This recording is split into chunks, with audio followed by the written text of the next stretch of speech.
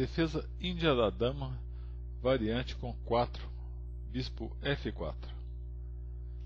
D4, cavalo F6, C4, E6, agora no lugar de cavalo C3, que permite a inversão para ninja ou índia ou o gambito da dama depois de D5. As brancas jogam cavalo F3, entrando na defesa índia da dama, depois de B6. Vamos ver a linha com bispo F4, que era favorita de Tony Miles. Nessa linha, diferente das outras linhas da índia da dama, as brancas buscam um rápido desenvolvimento da ala da dama. Depois de bispo B7, E3, bispo E7, as brancas jogam H3, que é uma perda de tempo para evitar a troca do cavalo de F6 pelo bispo de F4 após cavalo H5. Por exemplo, se as brancas jogam cavalo C3 sem um H3, segue cavalo H5 direto, e as negras ganham par de bispo. Por exemplo, bispo G3, roque, dama C2, D6, bispo E2, G6. As negras não precisam se apressar para tomar o bispo, porque está preso. Rocão, cavalo D7, D5, E5, cavalo D2, cavalo de D, F6, rei B1, A6, F3, cavalo toma G3, H toma G3, H5, E4, bispo C8. A posição é considerada equilibrada, já que o ataque que parece que as brancas têm na coluna H não é tão eficaz quanto parece. Depois de H3, liberando a casa H2 para o bispo, pode seguir C5. Por exemplo, depois de cavalo C3 agora, C toma D4, cavalo toma D4, as brancas podem tentar uma pressão pela coluna D. Por exemplo, roque, cavalo de B, D5. Só que essa pressão pode ser neutralizada ou não vai ajudar as brancas muito. Por exemplo, cavalo E8, tentando parar a ameaça. Se bispo toma B8, por exemplo, torre toma B8, cavalo toma A7, as negras têm compensação depois de cavalo F6, cavalo de AB5, D5, abre o centro, estão muito mais desenvolvidas e o rei ainda está aqui no meio. Ou cavalo D6, depois de cavalo D6, bispo toma D6, cavalo A6, não tem muito problema o bispo colocado em D6. Por exemplo,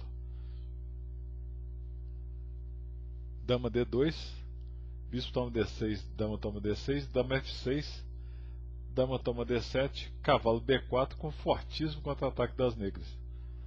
Dama A4, por exemplo, defendendo o duplo em C2, bispo toma G2, bispo toma G2, cavalo D3, cheque, rei E2, dama toma F2, rei toma D3, dama toma G2, cavalo B5 e dama toma B2, mais do que suficiente de compensação pela peça, com dois peões e a estrutura de peões, dois peões a mais e a estrutura de peões das brancas completamente quebrada, fora a situação do rei.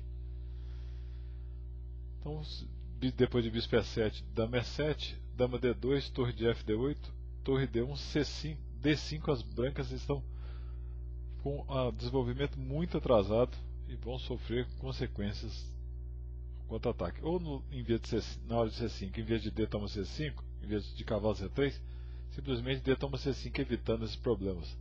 Mas depois de B toma C5, cavalo C3, roque, bispo E2, cavalo C6, roque, D6, é uma posição típica da índia da dama, em que as negras estão muito sólidas, o peão D6 é facilmente defensável e as torres podem escolher casas centrais muito boas. Por isso, na partida Giovanni Vescovi e Rafael Leitão, na Copa Chaim Cury de 1997, as brancas jogaram H3 e as negras seguiram roque. Depois de bispo E2, D5. Lembrando mais uma vez que a estratégia das negras continua sendo segurar a casa E4 e D5, evitando o avanço dos peões brancos. Cavalo de BD2, C5, típico essa forma de pressionar o centro das negras, que as negras usam contra as brancas. Roque, C toma D4, cavalo toma D4, cavalo de BD7, bispo H2, cavalo C5, C toma D5, dama toma D5, ameaçando mate G2, bispo F3, cavalo de C E4. Cavalo toma E4. Cavalo toma E4. Dama A4. Torre de FC8. Torre de AC1. A6. Torre de CD1. B5. E agora, no momento mais interessante da partida, foi acordado o empate. As brancas jogaram cavalo, toma B5 e provavelmente ofereceram o empate, que foi aceito. Agora que a posição estava interessante, apesar das trocas maciças que podem acontecer aí, tem que decidir o que é melhor, se a dama toma B5, A toma B5, com uma série de cálculos aí bem confusos, que seria interessante ver os dois grandes mestres brasileiros enfrentarem essa posição. Mas tudo bem, foi acordado o empate. E essa linha bispo F4 é uma linha interessante em que as brancas têm que tomar o cuidado para não levar a pressão na ala da dama.